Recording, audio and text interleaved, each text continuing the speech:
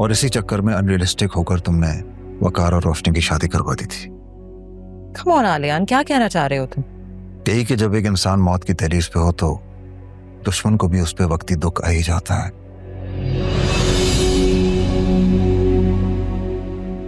खैर, वकार का तासुफ अपनी जगह, लेकिन मुझे उससे ये गुमान नहीं है कि वो रोशनी को माफ कर देगा। क्यों? आखिर उसका कसूर क्या है? उस बेचारी पे सारे इल्जाम झूठे हैं। कुछ भी है फेमिना, मर्द के लिए नाकाबिले कबूल होता है कि उसकी बीवी पर कोई ऐसे शर्मनाक इल्जामात लगाए और अपना ताल्लुक उसके साथ छोड़े। मैं भी वकार की जगह होता तो यही करता।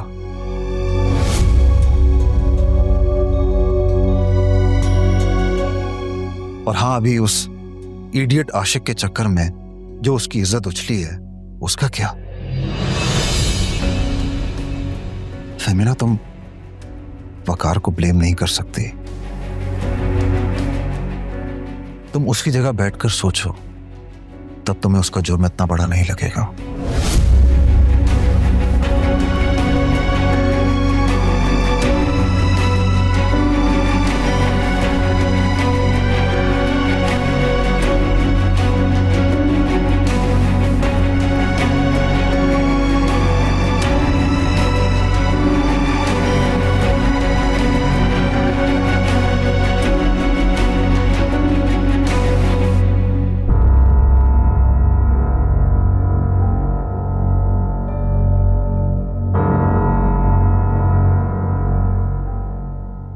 वकार भाई, आप प्लीज डॉक्टर से पूछे ना, आप ही को होश कब आएगा? हाँ, मैं पूछता हूँ। वो डॉक्टर राउंड पे आ जाए तो पूछ लेता हूँ।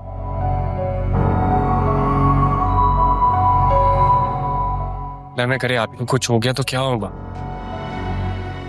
फिक्र ना करो, कुछ नहीं होगा इंशाल्लाह। कुछ नहीं होगा उसे।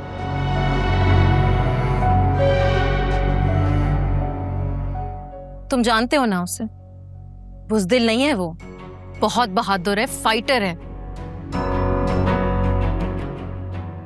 जिंदगी की कितनी मुश्किलें उसने अकेले झेली हैं और इस जंग को वो बिना लड़े नहीं हारेगी।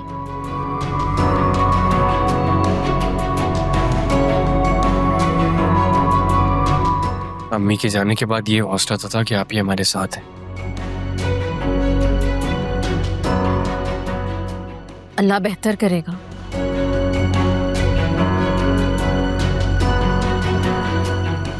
क्या मैं उससे मिल सकती हूँ? जी, वो उस रूम में मैं ले चलता हूँ आपको।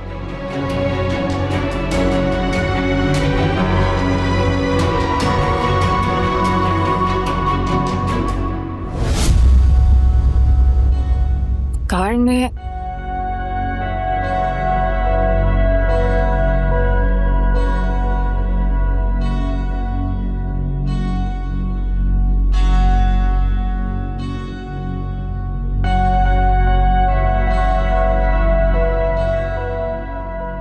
आप ही ने हमारे लिए बहुत कुर्बानियां दी। कितना मना करती थी उसे,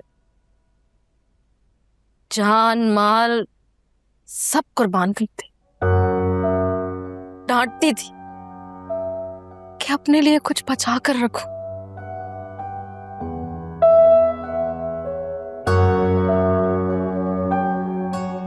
हमने बहुत एक्सप्लॉइट किया आप ही को।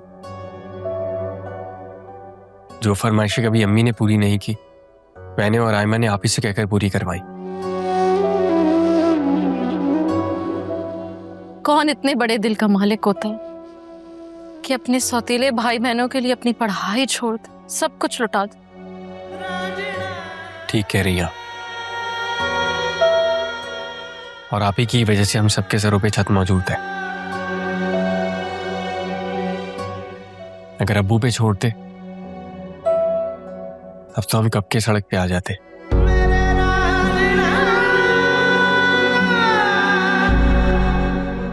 अब्बू ने आप ही पे बहुत जुल्म किया और उन्हीं की वजह से आप ही।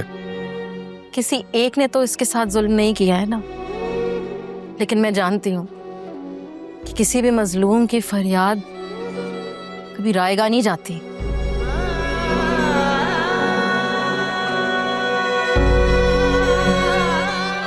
जालिम के कदमों के नीचे जमीन हिला देती है जब वो फरियाद अर्श तक पहुंचती है।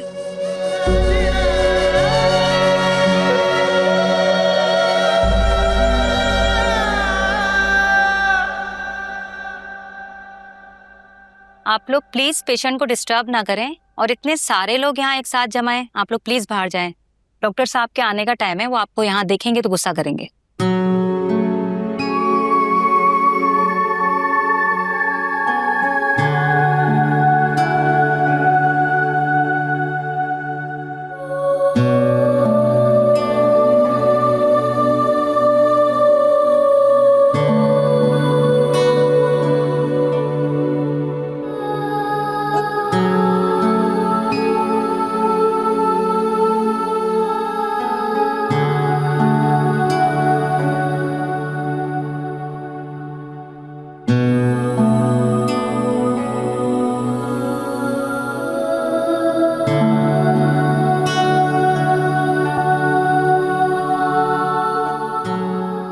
जिस हिसाब से वक्त गुजर रहा है ना, मुझे नहीं लगता आप ही के बचने के कोई चांसेस हैं।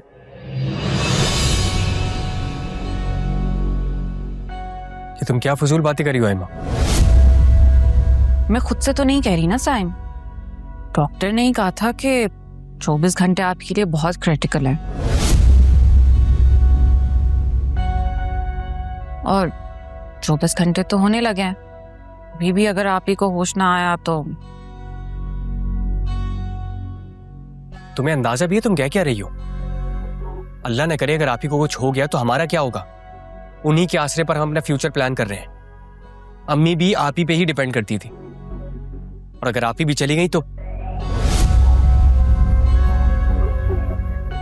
साइम, तुम या मैं किसी को मरने से कैसे बचा सकते हैं? अगर ऐसे होता तो हम अपनी माँ को ना बचा लेते।